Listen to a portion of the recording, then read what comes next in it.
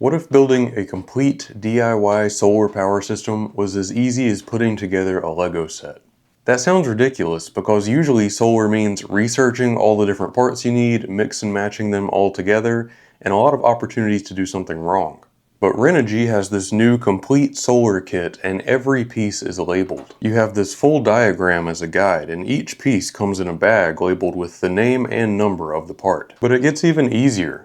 Every cable has a label on either end telling you what to connect it to. So in today's video, we're going to have a good time setting this up together, and along the way, I'm going to explain the purpose of every piece. By the end of this video, you're going to have a pretty good understanding of how a solar system like this works, and you'll be ready to set one up for yourself if you want to. We'll also discuss the cost and what you can actually power with a setup like this. This kit contains about 30 pieces, but I want to start by telling you about just 4 of them. These are the 4 components that every solar system has to have in order to work. We're going to need at least 1 solar panel. We're going to need a battery to store the power that we get from the sun and send it back out so that we can use it. We're going to need a charge controller. This is going to make sure we don't send too much solar power into the battery. When the battery gets full, the charge controller is going to cut off the supply and make sure it doesn't overcharge the battery. And lastly, we're going to need an inverter. This takes the power from the battery and converts it into a form of electricity that we can actually use to power things. Before I show you how to put this kit together, let me tell you what you can power with it so you'll see if it's right for your needs.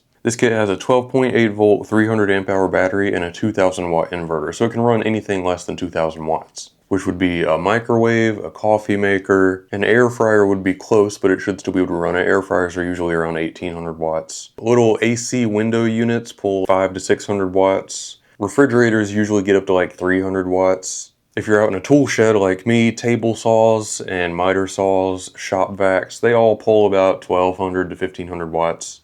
So it can run all of that stuff, not all at once, but one at a time it can run all that stuff. And with a 12.8 volt 300 amp hour battery, we're going to have solar coming in to recharge the battery. But just to give you an idea of how the battery capacity plays a role in this, let's pretend we have no solar and we're just running stuff off the battery. You could run a refrigerator for probably about 30 hours before you ran out of battery. You could run a small AC window unit for probably about 6 hours. You could run a normal size TV for probably about 40, 50 hours. But again, we're gonna have some solar coming in, so your run times are actually gonna be longer than that. All right, so without further ado, let me show you how to assemble this.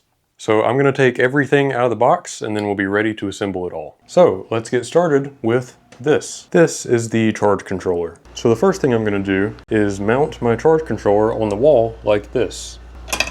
So this side is where the battery is gonna connect, and this side is where the solar panel is going to connect.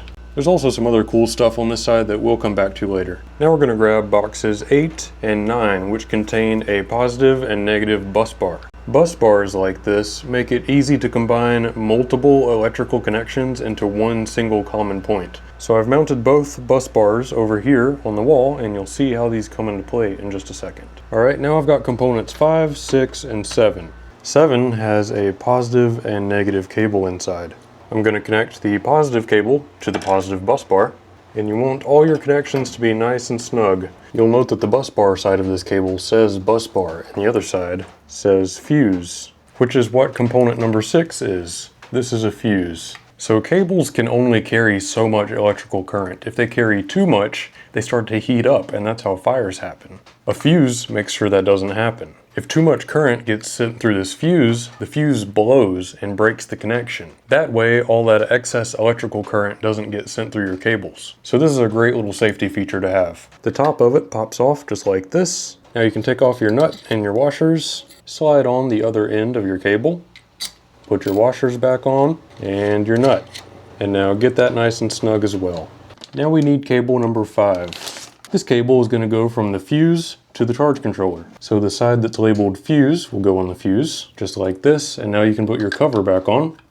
There we go. You can also mount your fuse, which I forgot to do, so let me do that real quick. There we go, mount it to the wall, cover back on. Now we can take the other end of the cable that says out plus and connect it to the terminal on the charge controller that says out plus. See how easy they make this? And there we go. Now for the negative side, this is the same cable that came in package number 7. We're going to basically do the same thing, except we don't need a fuse on this side. So we're going to take the side of the cable that says bus bar and connect it to the negative bus bar. Now we're going to take the end that says neg minus and connect it to the charge controller where it says neg minus. And we're done with this side of the charge controller, so we can put the cover back on. Look at that. That looks so clean. I love this design. My solar panel is going to go out here on this shelf outside of my shed. I'm not going to connect it yet, but I am going to go ahead and get the wires in place for it. So for the wires coming from the solar panel, I'm going to need package number 1 and package number 2. Package number 1 contains another fuse. This one looks a little bit different because it's made to connect to a solar panel. I'll show you in a minute. Package number 2 contains these PV cables. As you can see, there's a positive and a negative one, and they both have these MC4 connectors on the end that are going to plug into the solar panel. So I'm going to take my positive PV cable. This is where I'm going to hook in this fuse. It just plugs in like that. And there we go. Now the solar panel is going to connect into there. I drilled this hole in the side of my shed. That's where my cables are going to run through that plug into the solar panel. Remember, this is the side that plugs into the solar panel. So this end is the one that we need to feed through back inside. And same thing for the negative end.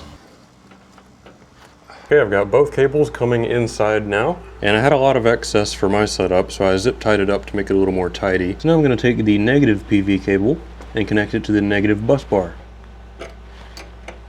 Perfect. Now I'm going to take the one that says PV plus and connect it to the charge controller where it says PV plus.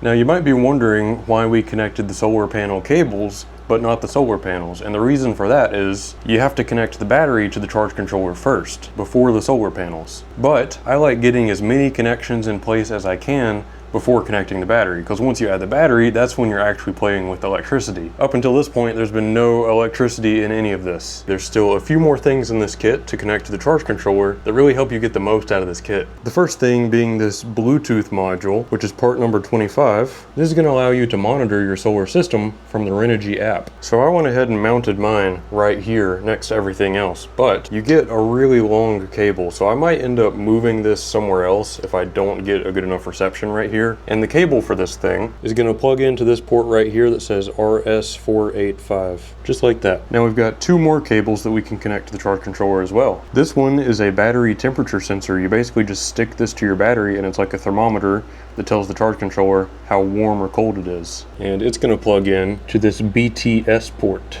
like so. And we'll put the thermometer part on the battery later. And lastly, the other cable is a battery voltage sensor. This is going to give you an accurate voltage reading from your battery. And this one is going to plug into this port that says BVS, like that. And we'll connect these ends to the battery shortly. Now we're finally done with the charge controller, so you can put the cover back on this side. Look at that. This looks super complicated, but hopefully now that you've seen it all be put together piece by piece, you realize that it's really not as complicated as it seems. So now, let's go ahead and get the inverter connected to the system before we add power from the battery. When you've got solar systems powering things around your house, it's never a bad idea to think about fire safety, just in case something would go wrong. That's always been a challenge for me because I primarily use solar stuff out here in my tool shed. So my problem has always been, even if I had a smoke detector out here, I wouldn't be able to hear it from inside my house. But I recently found a solution for that with these Xsense smoke and carbon monoxide detectors. You can get them in a pack of 3, like I have, and link all 3 of them together so that if one goes off, they all do. Linking them together was super easy, and it came with mounting hardware for all 3. So I mounted one out here in my tool shed, and then I also have solar stuff out in my exterior laundry room next to my house, so I put one in there as well, and then I put the third one on top of my fridge inside my house. That way, if there's a fire in my tool shed or my exterior laundry room, the one on top of my fridge will go off and alert me. These detectors are completely wireless and have a 10-year battery built in. It took me less than 10 minutes to get them set up exactly how I want them, and I'll sleep better tonight knowing that I have these in place. If you want to pick some of these up for yourself, I'll leave a link down below. Thank you so much to Xsense, not only for keeping my family safe, but for sponsoring this video and making it possible for me to make content like this for you guys. Now let's continue setting up this solar kit. Package number 21 contains this cable, which is going to go from the inverter to a fuse. On the back of your inverter, you've got a positive and negative terminal, and this is where that cable is going to go. Now you can put the cover back on the terminal. For the negative terminal, we're going to have cable number 22, which looks very similar, except this one goes straight from the inverter to your bus bar. Okay, there's both of them connected to the inverter. I went ahead and attached the negative cable to the negative bus bar. And remember, the positive cable does not go straight to the bus bar. The positive cable connects to the fuse in bag number 20. On the other end of this fuse, we're going to connect cable number 19, which is labeled once again on either side. So I decided to mount my fuse over here on the side so that this cable is going up, because I need space up here for component number 18, which is this big old switch. This switch basically acts like a fuse, and it's got two terminals, just like a fuse does.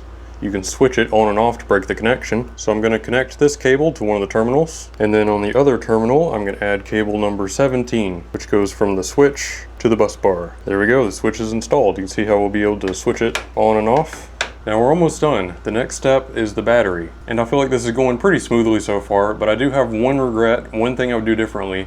I wish I had installed all of this at eye level. I've been on my knees for like an hour and my knees hurt. All right, we're almost done. Time to hook up the battery. Remember I said I like to hook up as much as I can before I hook up the battery, so we're gonna work backwards. Instead of connecting cables to the battery and then to the system, we're gonna connect cables to the system and then to the battery. So the next thing that we're gonna be adding to the system is this. It's a battery shunt. This is gonna give your system a really accurate reading of how much current is going in and out of your battery. And cable number 16 connects from the bus bar to that shunt. Now cable number 15 is going to go from the shunt to the battery. We also need to connect two more little cables over here on the side of the shunt. We have another temperature sensor cable, exactly like the one that we plugged into our charge controller. This one's just smaller, but does the same thing. Plugs in right there, and we'll stick this thermometer end to the battery. Lastly, we've got to connect this little cable. One end of this cable has just this little exposed section of wire. It needs to go in this little terminal here. You can use a tiny flathead screwdriver to tighten that down. Now you can put both of those covers back on, and guess what?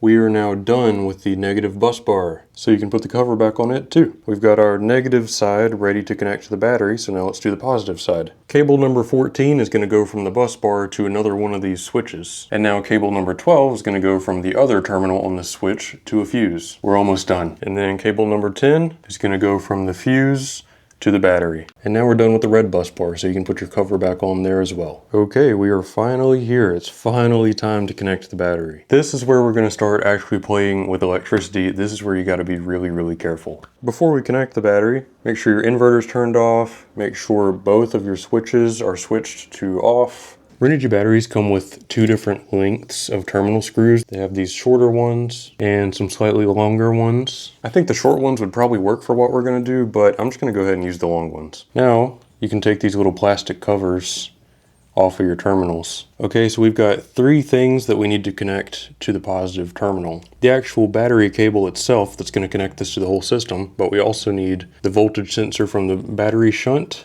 and the voltage sensor from the charge controller. So I'm just going to line up the holes and go ahead and put my terminal screw through these and then through the battery cable as well. Now take your Phillips head screwdriver and go ahead and screw that into the battery. Now you're going to take your little negative voltage sensor and your negative battery cable and do the same thing.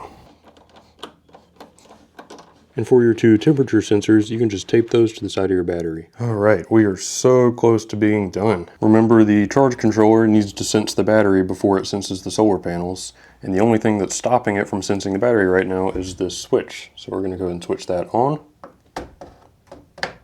You see it's sensing the battery now. There's still one more thing we gotta do with the inverter, so I'm gonna leave that switch off for now. But now we can go ahead and finally plug in the solar panel and let it be charging our battery from the sun. Remember, we've got these MC4 connectors hanging out here. Well, here's the back of the solar panel, and it has the exact same connectors.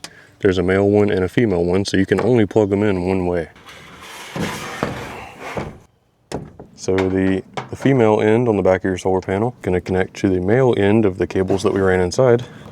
And same thing for the other side. This kit does also come with mounting hardware for the solar panel. I chose to just sit mine here for now, but I might mount it someday, so it's nice that it comes with that hardware. And looky there, the light came on for our little solar panel icon on the charge controller, meaning it recognizes the solar panel and is charging the battery. And yes, I know it's red, which seems like a bad thing, but that's the color it's supposed to be. All right, we have one more thing to add to this, and it's honestly my favorite part. The inverter comes with a remote. What's awesome about a switch like this is you can put it right by your door or wherever it's convenient for you, so to turn on the whole system, you just whoop, right there, rather than having to walk over to your inverter and hit the switch on there. So we've got this cable, one side plugs into the inverter and the other side plugs into the back of your remote. See, I've mounted my switch right next to my door, so that way I can just walk in, hit the switch, and everything turns on in here. So now we can finally let the power flow to the inverter. And then here on the inverter, we can change it from off to remote. I'm gonna plug in a light, and if I hit the switch, we've got power. Now on the Renogy app, look, it's automatically finding all of these devices, and then you just have to click confirm. As you can see on the app with all the stuff that I have plugged in, we currently have 97% remaining on our battery. With 61 watts of solar input coming in, we've got a net loss of 95 watts because of the stuff that I'm powering. And so we have a runtime of 13 hours and 25 minutes. It's kind of cloudy outside right now, so we should get closer to 200 watts whenever it's fully sunny. But right now we're only getting 60. So let's talk about the price of this kit. It's currently listed at $19.99, and they gave me a discount code for you guys to use if you want to get $200 off. I don't get a kickback or anything, it's just a benefit for you guys. So that puts you around $1,800. If you were to mix and match parts on Amazon to get a comparable setup, I think you could get the core components for about $1,000. But that's not counting all the smart Bluetooth pieces, the fuses, any extra cables you would have to buy to put it all together. If you add in all that stuff, you might come out a little cheaper than this kit, but honestly I think it's well worth just a little bit extra to get this all-in-one cohesive package where you know everything is going to work together and everything is high quality. And no, Renogy is not paying me to say this. Plus, this kit gives you room to grow. The charge controller is good for 50 amps, and one 200 watt panel outside is nowhere near that. So you could definitely add more panels in the future if you want. They also have a bigger 7.6 kilowatt hour kit for $29.79, and you can get $300 off of it with that same discount code. I know it was a lot of steps, a lot of cables, a lot of parts, but it really wasn't difficult to connect any of them together. And hopefully this video will make it even easier for you if you decide to pick up this kit. I'll leave a link in the description to this kit if you want to pick one up for yourself. If you enjoyed this video, make sure you hit the like button and subscribe for more videos like this. I appreciate your time, and I'll see you in the next one.